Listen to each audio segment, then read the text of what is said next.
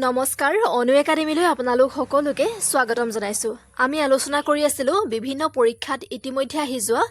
আসাম পলিটিৰ গুৰুত্বপূৰ্ণ প্ৰশ্নসমূহ আজিও ঠিক হেদৰে মই আসাম পলিটিৰ বসা 10টা প্ৰশ্ন লৈ আহিছো যিকেইটা প্ৰশ্ন আগন্তুক ADRE লগতে অসম পুলিচৰ বিভিন্ন পৰীক্ষাৰ বাবে খুবই গুৰুত্বপূৰ্ণ হ'ব এটো হৈছে পাৰ্ট 3 আপোনালোকে যদি ইয়াৰ আগৰ ভিডিঅসমূহ নাইছো চাই লব যথেষ্ট উপকৃত হ'ব গতিকে পলম নকৰি মূল বিষয়ৰ মাজলৈ আগবাঢ়ো আজিৰ আলোচনাৰ প্ৰথমটি প্ৰশ্ন Which Assamese personality was the first to become the governor of any Indian state? অৰ্থাৎ কোনো এজন অসমীয়া পোনপ্ৰথমবাৰৰ বাবে ভাৰতীয় ৰাজ্যৰ ৰাজ্যপাল হৈছিল হে অসমীয়াজন কোন option A Mahendra Mohan Choudhury option B Bishnuram Medhi option C Debananda Konwar option D Ranjit Shekhar Mushahary আৰু এই প্ৰশ্নৰ শুদ্ধ উত্তৰটো হ'ব অপচন বি বিষ্ণুৰাম মেধি বিষ্ণুৰাম মেধি হৈছে প্ৰথমজন অসমীয়া যি কোনো এখন ভাৰতীয় ৰাজ্যৰ ৰাজ্যপাল হৈছিল তেওঁ মাদ্ৰাছৰ ৰাজ্যপাল হৈছিল আৰু লগতে বিষ্ণুৰাম মেধি হৈছে অসমৰ দ্বিতীয়জন মুখ্যমন্ত্ৰী পৰৱৰ্তী প্ৰশ্নলৈ আগবাঢ়িছো দ্বিতীয় প্ৰশ্ন Who was the chief minister of Assam just before the initiation of the first president's rule? অৰ্থাৎ অসমত প্ৰথমবাৰ ৰাষ্ট্ৰপতি শাসন আৰম্ভ হোৱাৰ ঠিক আগতে অসমৰ মুখ্যমন্ত্ৰী কোন আছিল সুধিছে option A Gopinath Bordoloi option B Gulab Borbora option C Syed Fazal Ali option D Jogendranath Hazarika এতিয়া এই প্ৰশ্নটোৰ উত্তৰটো জানিবলৈ আমি জানিব লাগিব যে প্ৰথম ৰাষ্ট্ৰপতি শাসন অসমত কেতিয়া হৈছিল 1979 ৰ পৰা হৈছিল 1980 লৈকে 1979 ৰ 12 ডিসেম্বৰৰ পৰা 1980 ৰ 5 ডিসেম্বৰলৈকে হৈছিল প্ৰথম ৰাষ্ট্ৰপতিৰ শাসন আৰু তাৰ আগতে অসমৰ মুখ্যমন্ত্ৰী আছিল অপচন ডি যোগেন্দ্ৰনাথ হাজৰিকা গতিকে শুদ্ধ উত্তৰটো হ'ব অপচন ডি প্ৰথম ৰাষ্ট্ৰপতি শাসন আৰম্ভ হোৱাৰ ঠিক আগতে অসমৰ মুখ্যমন্ত্ৰী আছিল যোগেন্দ্ৰনাথ হাজৰিকা পৰৱৰ্তী প্ৰশ্নলৈ আগবাঢ়িছো তৃতীয় প্ৰশ্নত সুধিছে হু assumed the position of chief minister of Assam after the first president's rule ইয়াৰ আগতে আমি গম পালো যে ৰাষ্ট্ৰপতি শাসন আৰম্ভ হোৱাৰ আগতে কোন আছিল অসমৰ মুখ্যমন্ত্ৰী সুধিছিল ইয়াত সুধিছে প্ৰথম ৰাষ্ট্ৰপতিৰ শাসনৰ পিছত অসমৰ মুখ্যমন্ত্ৰীৰ পদ কোনে গ্ৰহণ কৰিছিল option A Syed Fazal Ali option B Syeda Anowara Taimur option C Hiteswar Saikia option D Gulab Borbora আৰু এই প্ৰশ্নৰ শুদ্ধ উত্তৰটো হ'ব অপচন বি সৈয়দা আনোৱাৰা তাইমুৰ প্ৰথম ৰাষ্ট্ৰপতি শাসনৰ পিছত অসমৰ মুখ্যমন্ত্ৰী পদ গ্ৰহণ কৰিছিল সৈয়দা আনোৱাৰা তাইমুৰে আৰু প্ৰথম ৰাষ্ট্ৰপতিৰ শাসনৰ আগত অসমৰ মুখ্যমন্ত্ৰী আছিল যোগেন্দ্ৰনাথ হাজৰিকা আৰু সৈয়দা আনোৱাৰা তাইমুৰ হৈছে অসমৰ প্ৰথম গৰাকী মহিলা মুখ্যমন্ত্ৰী আৰু বৰ্তমানলৈকে একমাত্ৰ পৰৱৰ্তী প্ৰশ্নলৈ আগবাঢ়িছো Fakhruddin Ali Ahmed held the position of the President of India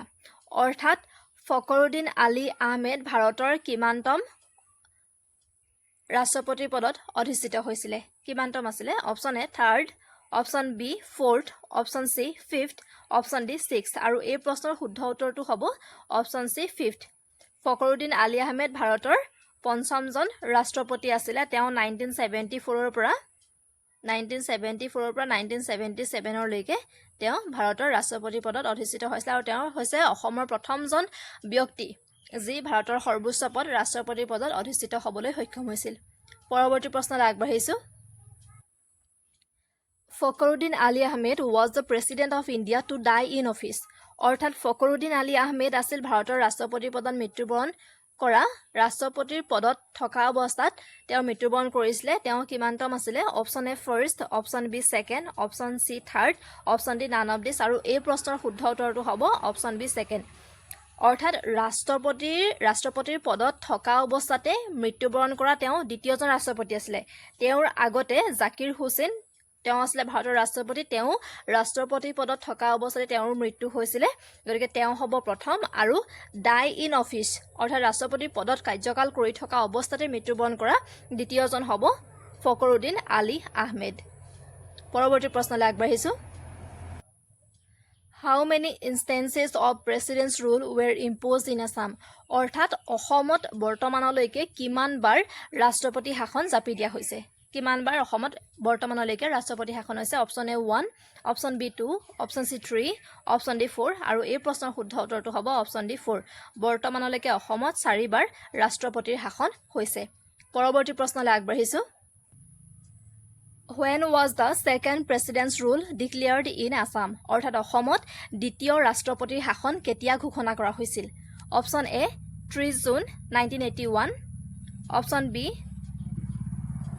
12 ডিসেম্বৰ 1979 অপশ্যন সি 19 মাৰ্চ 1982 অপশ্যন ডি 28 নৱেম্বৰ 1990 আৰু এই প্ৰশ্নৰ শুদ্ধ উত্তৰটো হ'ব অপশ্যন এ 30 জুন 1981 1981 চনৰ 30 জুনত অসমত দ্বিতীয় ৰাষ্ট্ৰপতিৰ শাসন হৈছিল 1981 ৰ 30 জুনৰ পৰা 1982 ৰ 13 জানুৱাৰীলৈকে 13 জানুৱাৰী 1982 এটো সময়সীমাৰ ভিতৰত অসমত দ্বিতীয় ৰাষ্ট্ৰপতিৰ শাসন হৈছিল আৰু সুধিব পাৰে যে দ্বিতীয় ৰাষ্ট্ৰপতিৰ শাসনৰ পিছত অসমৰ মুখ্যমন্ত্ৰী কোন হৈছিল দ্বিতীয় ৰাষ্ট্ৰপতিৰ শাসনৰ পিছত অসমৰ মুখ্যমন্ত্ৰী হৈছিল কেশৱ চন্দ্ৰ গগৈ পৰৱৰ্তী প্ৰশ্নলৈ আগবাঢ়িছো Which chief minister of Assam later became the governor of Punjab? অৰ্থাৎ কোনজন অসমৰ মুখ্যমন্ত্ৰী পিছলৈ পাঞ্জাবৰ ৰাজ্যপাল হৈছিল option A Mahendra Mohan Choudhury option B Bishnuram Medhi option C Hiteswar Saikia option D Ranjit Shekhar Mushahary আৰু এই প্ৰশ্নৰ শুদ্ধ উত্তৰটো হ'ব অপশ্যন এ মহেন্দ্ৰ মোহন চৌধুৰী অসমৰ প্ৰাক্তন মুখ্যমন্ত্ৰী মহেন্দ্ৰ মোহন চৌধুৰী তেওঁ পাছলৈ পাঞ্জাবৰ ৰাজ্যপাল পদত অধিষ্ঠিত হৈছিল পৰৱৰ্তী প্ৰশ্ন Which chief minister of Assam later served as the governor of Tamil Nadu? পৰৱৰ্তী সময়ত অসমৰ কোনজন মুখ্যমন্ত্ৰীয়ে তামিলনাডুৰ ৰাজ্যপাল হিচাপে কাৰ্যনিৰ্বাহ কৰিছিল option A Mahendra Mohan Choudhury option B Bishnuram Medhi option C Hiteswar Saikia option D Ranjit Shekhar Mushahary আৰু এই প্ৰশ্নৰ শুদ্ধ উত্তৰটো হ'ব অপশ্যন বি বিষ্ণুৰাম মেধি পৰৱৰ্তী সময়ত তামিলনাডুৰ ৰাজ্যপাল হিচাপে কাৰ্যনিৰ্বাহ কৰিছিল আজিৰ আলোচনাৰ একেবাৰে শেষৰ প্ৰশ্নটোলৈ আগবাঢ়িছো who among the following Assamese personalities holds the unique distinction of becoming the governor of 3 Indian states অৰ্থাৎ তলত উল্লেখ কৰা অসমীয়া ব্যক্তিত্বসকলৰ ভিতৰত কোনে ভাৰতীয় 3খন ৰাজ্যৰ ৰাজ্যপাল হোৱাৰ অনন্য গৌৰৱ লাভ কৰিছে option A Mahendra Mohan Choudhury option B Bishnuram Medhi option C Debananda Konwar option D Ranjit Shekhar Mushahary আৰু এই প্ৰশ্নৰ শুদ্ধ উত্তৰটো হ'ব অপশ্যন সি দেৱানন্দ কোঁৱৰ হৈছে এজন অসমীয়া ব্যক্তি যিজনে 3খনকৈ ভাৰতীয় ৰাজ্যৰ ৰাজ্যপাল পদত অধিষ্ঠিত হৈছে তেওঁ ক্ৰমে